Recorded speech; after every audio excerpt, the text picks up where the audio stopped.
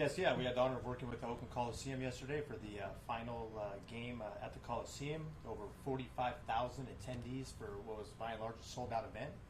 Largely peaceful event with 4 arrests just for public intoxication, and security did manage to eject 2 fans who ran onto the field. No known persons were injured at the game. No personnel were injured, and the staff at the Oakland Coliseum said it was a very successful event. And we are aware that there were some notable attempts of vandalism at the Coliseum.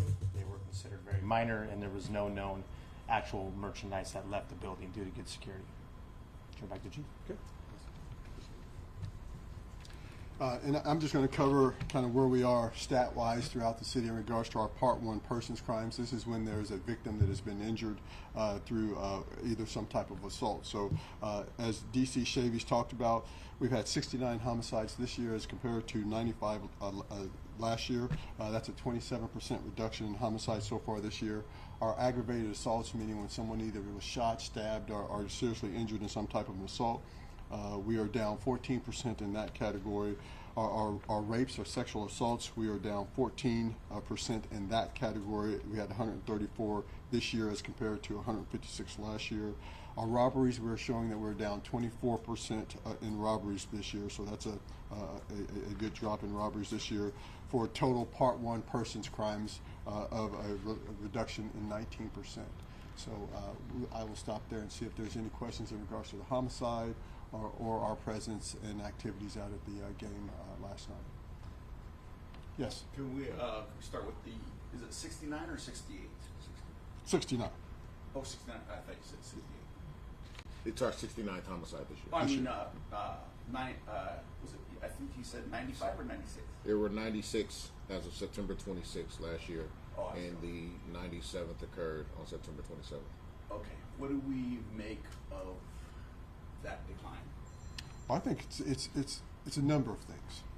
One, the hard work that are being done by not only our ceasefire detectives and officers out there, but our patrol officers, but it's also our community working with us to identify individuals that are involved in crime and that would commit crime, and the ability for our intelligence officers and the intelligence gathering things that we use to try to intercept some of these individuals. So I think it's just a number of things. Fred, you want to add anything to that? I would just add, we've again, as you all know, we reinstated or re-implemented the ceasefire work here within the city. There's been, and that's not just enforcement. A lot of that has to do with person-to-person communication from both members of the police department as well as members of our Department of Violence Prevention and our community-based organizations that we work with throughout the city that are giving the message to those that would likely be involved in violent crime, either as a victim or a suspect, asking them to put the guns down and offering services. And I think that we're seeing a huge return just in this short time that we've reinstated the program or the strategy.